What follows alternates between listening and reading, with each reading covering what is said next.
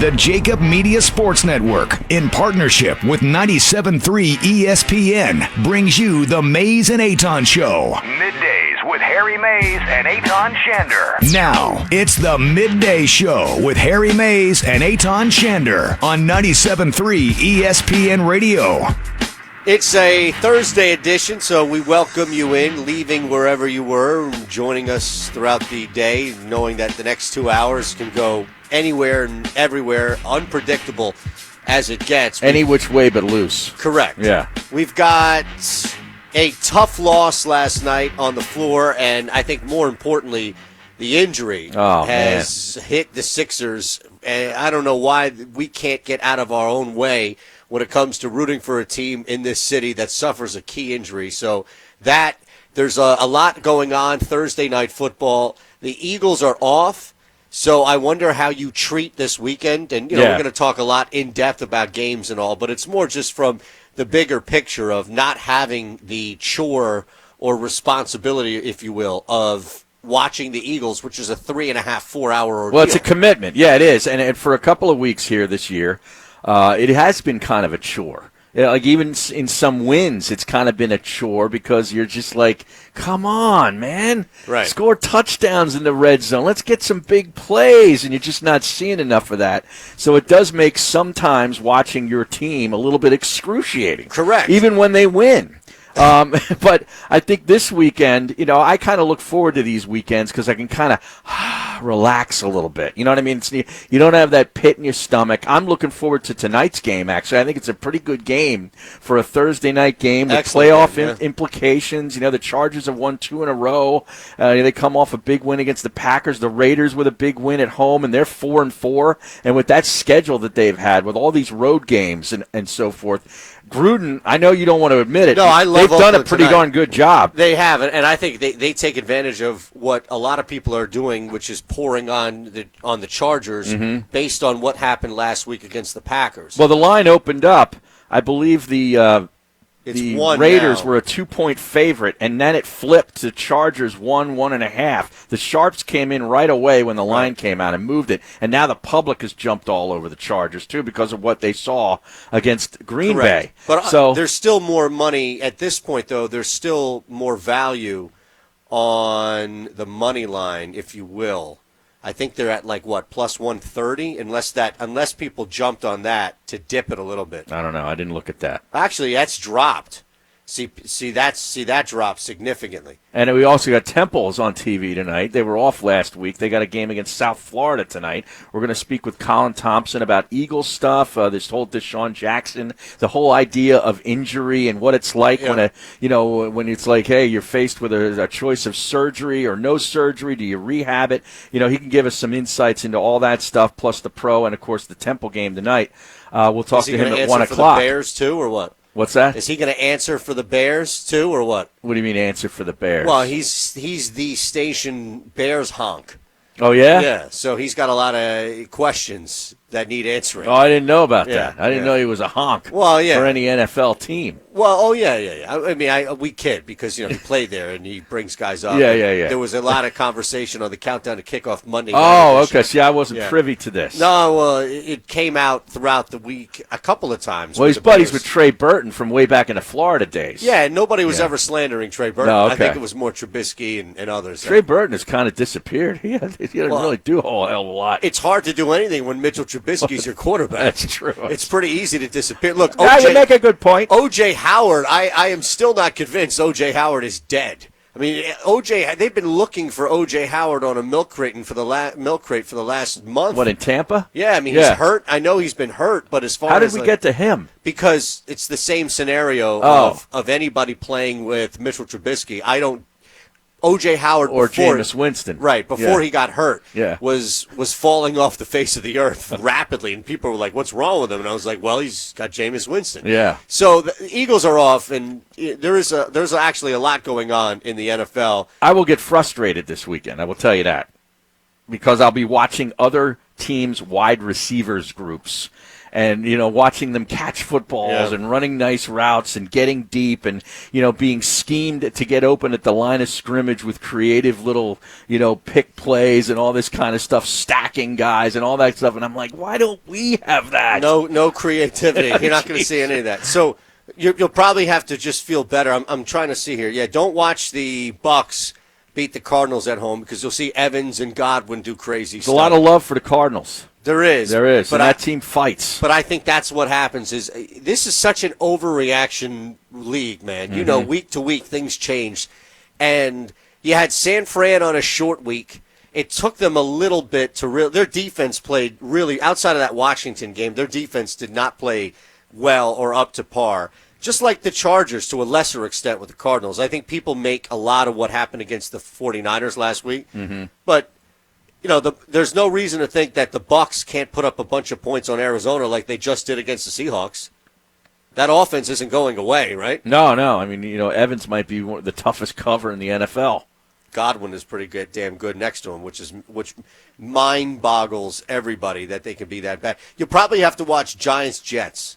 Why? Because Give me one reason. Because you won't feel how you just laid out. Oh, really? Yeah. No, but see, I can't watch too much bad football. There's enough. Temple's finest, Robbie Anderson, despite him running 50 yards down the field and being open, Sam Darnold won't be able to get him the football, so you'll feel a lot better about the Eagles and what they deal with. Yeah, I know. But, the Battle of New York, man, I'll tell you, what are they, 3-14, those two teams Are you going to watch that game? No. All right. I don't even know what's on locally, like on the the regular Fox and CBS channels this weekend. I really even haven't looked at it. I was actually planning, if the weather was fine, going outside on Sunday during the 1 o'clock window. Nice. It is? Yeah, we're playing golf in the morning on Sunday. It's going to be cold this weekend. Yeah, Saturday I'm still debating. I mean, I'm thinking, if I could walk 9 in like 49-degree weather with no wind, I think I'll be okay. But no wind. You're going to get some wind. That's what we're debating, to see how much wind. But Sunday is going to be nice. So Sunday I would get out as early as you can. Yeah, there's really no point in staying inside and watching a 1 o'clock window football because it's really not even that good. We're going to get Giants-Jets here. We are? Yeah, we might get Falcons-Saints if the Jets is on a CBS. Well, what's the 4:25 game?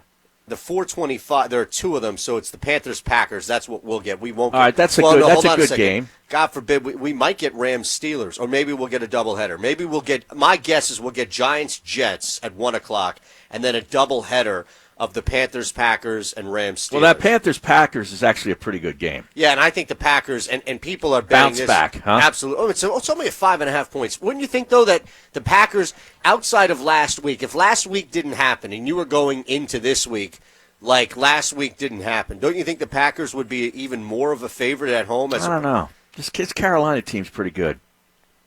They're pretty tough. Their quarterback is starting to regress to the mean. Well, I mean, he had a really good 4-game start. They've got a great weapon in McCaffrey, who's really fun to watch, and their receiving group is okay.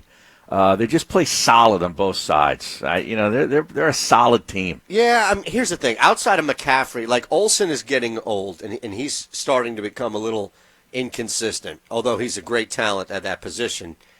Outside of DJ Moore, I don't really know what they have. And that's not a bad thing, because that, I think, shows you how McCaffrey's keep. Didn't they lose 2 straight before winning last week? I'm not sure.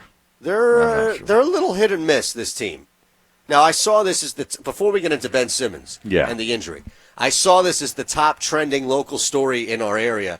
So I want to make sure that... Is this what's trending now? No. Do we need to bring Fitz in here to read what's trending? I heard that guy's voice. I checked out immediately. Oh, okay. Does he talk like that in real life? I think so. He has his voice, man. Really? What's he supposed to do? Man.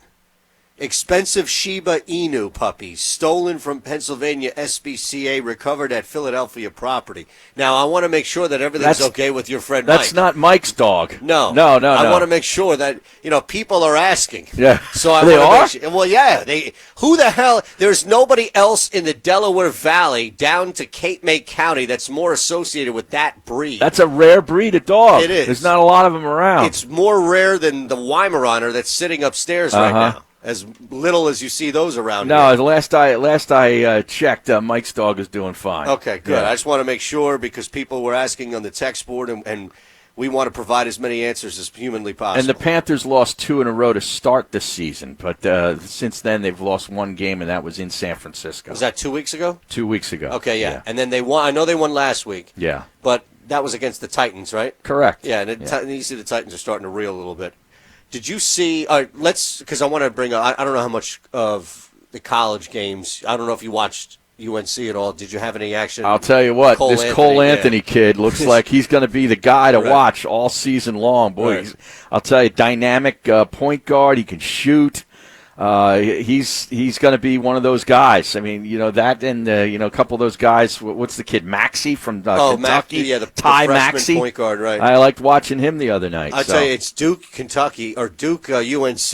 Yeah, that's going to be great. It's going to be great again right away. So Ben Simmons goes out. It was a really disappointing game, I think, overall, to see Ben Simmons get hurt more so than anything else. There were a couple of times before he got hurt or before he left the game. Well, he got hurt early in the game, it looked like. And then was playing a little bit more that you could tell the Jazz were clearly sagging off him, and there was discussion about what to do there, what to do. It's 7 games in the season, and if you're not seeing any change in his game, it stands to reason that you wouldn't see any change in how people defend him.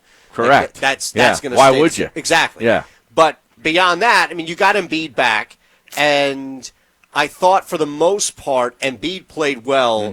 There were times in which he did look a little. I don't know if it's just he'll always look tired. I know. I just think that he'll always look like that. I think so too. I think you're right. It doesn't necessarily give you a clue as to his physical conditioning as it does. He's just kind of a giant lumbering kind of guy. You know what I mean? I think. Yeah. It might take a lot to move that body, man. Seriously. We take that for granted. It might take a lot, and the fact that he's an amazing athlete, he could. But I just think that we'll always look, and he'll always have that with him, and that's not a negative because he led all scorers last night, and he was definitely playing back to Embiid level. It's not like he was coming back from injury. You lose a 2-point game on the road. Richardson played well last night. He did, and I thought that was pretty good. Yeah, that was a big deal because up until now, in the first 6 games, he has struggled offensively. Major. And has just, sort of been a nice perimeter defender in the length that he gives you defensively. But last night he showed some of what he can do offensively, so that was good to see. But, now I guess what we're going to be missing, and I know you have checked out on this, as have I, but a lot of people, they love seeing these Ben Simmons practice videos. I saw Keith Pompey pumped one out the other day from the Utah. Are these happening now? No, this was prior to the Utah game. They were practicing at the That's Utah what I'm saying. These Utes are happening gym. in season? Oh, yeah. Oh, Keith Pompey had one because they were practicing at the Utes practice facility prior to the Jazz game, and it showed Ben, putting up threes from the corner. I couldn't believe it. I thought this was a summer off-season That's thing. what I thought. Wait a second. But they continue to see, as much as people want to blame, and I think that there's a lot of truth to this, like, Sixers Twitter, we've had this conversation before. Last night I saw people who I follow wake up tweeting the same stuff that we've brought up for now a week or so, and I'm not saying, we had it first. I'm just saying it's nice to see other people reach this conclusion, which is watching the game and following Sixers Twitter is impossible. It's insufferable. It's nauseating. But at the same time, we can't just blame everybody on social when, in fact, the Sixers continue to push this. Well, the Sixers, I didn't see it come from the Sixers Twitter. Who did it come from? Keith Pompey, who covered the team. Well, is he just taking video of open practice? Hold on, let me try. See, let me. Okay. See, I thought it was the Sixers who put it out and Pompey retweeted it. No, I think it was Keith Pompey. Pompey's doing his job. Yeah. This isn't, hey, look at what we're doing or working or cooking up in the offseason. Keith Pompey, the only reason why it's a problem is because of the subject of the video. Meaning, this is not some hype video that the team put out. No. No, this is Keith Pompey doing this. I see exactly where you're going, and Josh confirmed it as well. Right. All right, so there's a difference. It's not even subtle. But back to the game itself, without Ben Simmons on the floor, this team is, you can see that there are components there from a team level. Are you on the media tab for him? No, right here. All right, here we go. Ben Simmons, you see he's at the Utah Utes, the Running Utes practice facility. Just worked on his corner threes. threes following today's practice. So there you go. See, it's this point, it's too far in to blame the media for covering it. I think that you can shut it out and you can mute that and you can say enough is enough. I don't want to watch any more videos, and you can blame the Sixers for putting something out in the summer and blame morons on Twitter for going back and being happy that Ben Simmons can't make threes. Right.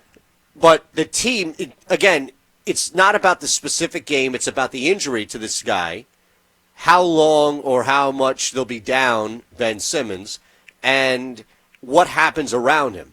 Because the team is going to function much differently without Ben Simmons on the floor. No longer, if he's out for a day, if he's out for 2 weeks, however long Ben's, and I don't think we have a definitive. No, we don't. They don't know the severity of it yet. Right. It's just some sort of sprain on his shoulder, on his right shoulder. Correct, which is a shooting shoulder. No, he's left. No, he's left-handed. Right.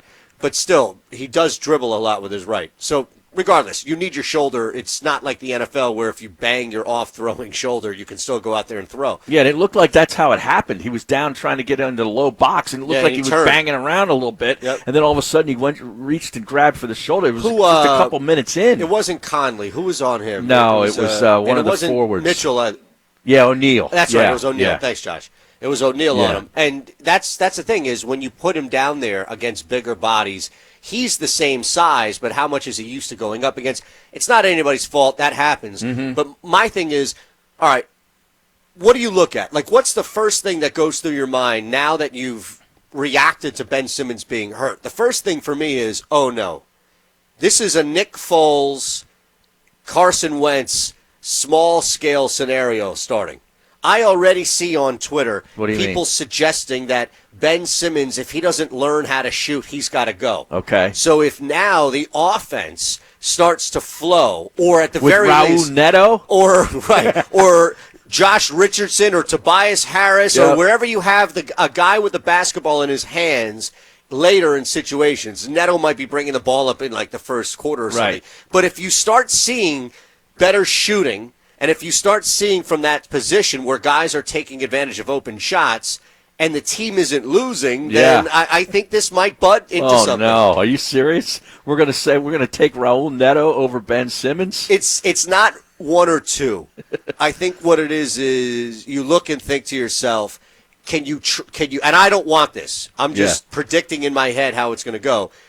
What can you get back for Ben Simmons to continue to build around what you have, knowing that you're going to get Wait a value? second. We're talking trading Ben Simmons right now? I'm telling you, this is where the conversation is going to be. Let's let it happen first before we actually go there. How long do you think he's out, realistically? I don't know. I have no Maybe, idea.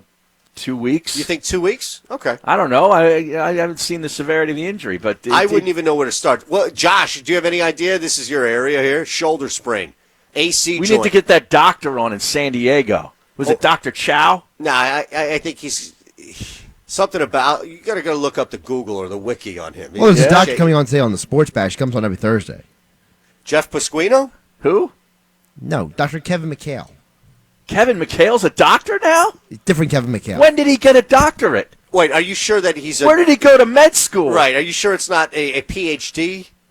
Different McHale. Do you know what the second most famous thing Kevin McHale is known for? Kevin McHale is known for being from Hibbing, Minnesota. Which I think is also where Bob Dylan was from. That might be better than mine, but I don't think it is. Number one is winning championships for the Celtics, right? We know that. Well, yeah. All right. Number two. Now you say you only have one answer. Dropped the curse word when he was calling a game not too long, a couple years ago. No, I think he'd already been. I'm talking about his legacy already established. If anything, his continued involvement with the Wolves and Rockets might have hurt him. Yeah. But I'm saying as far as the actual legacy. Now, you're on to something as far as being from Hibbing, Minnesota. I didn't know that. Yeah. And the same place Well, he was as Bob a Gopher. Right. He went to Minnesota, University of Minnesota. Hibbing, Minnesota. I mean, what's the population of that? 800? He was on one of the most famous episodes of Cheers.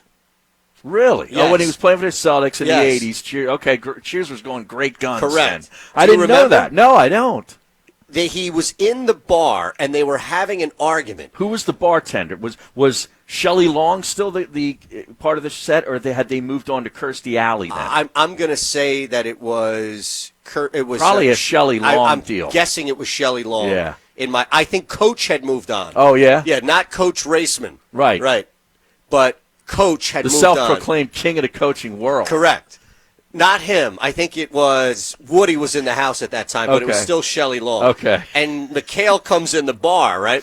And they start talking. They argue over how many bolts are in the floor on the Boston Garden. At the parquet floor. Exactly right. Yeah. Exactly right. They have this argument back and forth, and then at the end of the episode, they flash up to McHale, and he's walking, like in the middle of the game, he's walking, like he's counting the bolts, and they're like, what is he doing? It's one of the most, maybe it's just because it's sports and it stuck with me. That's pretty funny. But it's one of the most memorable episodes of Cheers for me, and on one of the most iconic television shows. Wow. 609-403-0973. So what's the reaction today? I mean, Ben Simmons isn't hurt. Is there, I saw people asking about a curse and, trying to go panic mode here. See, this is what you get when you watch Sixers Twitter. The reality is that they lost a close game to a good team, to a really good basketball in a tough place to play. Exactly, right? and I think ultimately nothing last night went wrong that was brand new.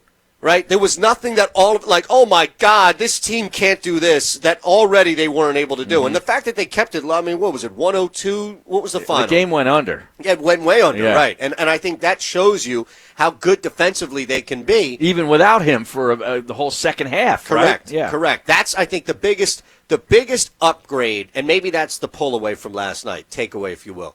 And Harry made it. 609-403-0973 is the text board. At Harry Mays TU, at Shander Show, live on all the streams from Facebook, YouTube, Periscope, at Harry Mays TU, and Facebook. Here's the thing. I guess, and this is me taking your point and trying to come away with one solid takeaway from the game last night without having to break down 82 of them, is that defensively, a difference from last year, this early in, is that defensively, you're not losing anything. If it's trading offense for defense, like having J.J. Redick on the floor, you don't have that anymore. You may not have as much of a consistent knockdown shooter, but your defense is much better. And even if you lose one of these guys, including what could be an all-NBA defensive component in Simmons, you're still good enough on the wing defensively to limit a team like that on the road. Yeah. Like that, I think, Harry, is something you can expect. That's a good takeaway. Yeah, And that's really it. Now, here's the other thing about Simmons, is this, you see this argument all the time, whether it's during a game or just any time, is that, people want to pick apart Ben Simmons, yet they want to just gloss over all the things that he does well. And it's like, yeah, okay, we get all the things that he does well. He's a great defender, okay? He's really good, in the paint, on the break, getting to the rim, all that kind of stuff. But isn't it fair, as far as a criticism, to say that the number one pick in the draft, and a guy who's been playing basketball since he was, 5 years old, whose father played professional basketball, refuses to shoot the basketball? Yeah. Like, that is not hating on the guy. No, it really isn't. It's No. it's mind-boggling to me. It numbs my brain to think that this guy who's so gifted just refuses to shoot. And people, like, when you say things like that, they get pissed. Why? I don't know, because I guess they feel that there's no way to have, here's the thing, unless you start off by saying, I wholeheartedly agree with everything you think, and I'd like to just say you can add this or maybe change this so that person understands that you don't support the other side, because otherwise they're going to jump in and support the other side. But the problem with that is that you've already placated them, and you've already, in their brain, made them think that you're on their side. And so basically, if you're familiar, you are, but I'm saying if others aren't, the whole idea of the Socratic method was to be able to sit two people who stand on opposite sides and pick them both apart without standing on either side. So you sit there and say, all right, Socrates? It is. Yeah. Or Plato, depending on if you believe he made them up. So you have one guy on the left, one guy on the right, Democrat, whatever it is, left, right, split down the middle. Yeah. And instead of Solomon's baby, like cutting them in half, you had them sit there and pick apart their arguments so that at the end of the day, they both have nothing to say because their arguments have been shred. Well, they killed the guy because they realized that if you have people walking around like that, there's no way to create this whole left, right, whatever it is, two odds. Everything's middle. Exactly. Yeah. Everything's gray area. Yes, where life and should nuance, be. And right. nuance. Right. Well, nuance is dead. Right. Yeah, nuance got killed. How many times have you said that? Yeah. Nuance is dead. Yes. Well, the precursor to nuance dying was killing Socrates. Okay. So now we've got our little philosophy. That was more like a 103. That was deep, man. That's not 101. No. That was 103. That was like second semester sophomore year. Correct. You know what I'm saying? Every now and again, you catch me out of a nap. You never know. All right, at Eagle Eyes 317, Big Mike McD. Glass half full. Ben will finally shoot because he'll be tentative to post or drive with a bad shoulder. Sixers Twitter. He won't shoot at all now. Trade him. There's the difference. I think Big Mike McD laying out the difference. Right. Mike McD gets it. He listens to our show, and we love him for interacting with us, man. I think he gets us, but he does get the Sixers, correct. You have any, man? We didn't get to it last night, but I texted you. Hopefully, you went with it.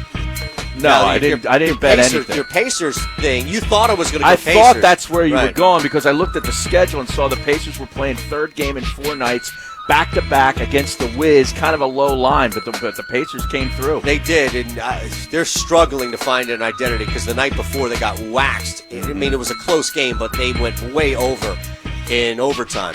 But last night it was Giannis with the over the point. They didn't cover. No, 27.5 points. That was the number. Involved in those stupid props. Really? Nah. No Kawhi Leonard? He almost had a triple-double. I got no time for that. I had 3 plays that I posted last night for the Sixers because some guy on Twitter thought I was lying about my bets. Oh, Josh yelled, break! We got to go to break! Back after this.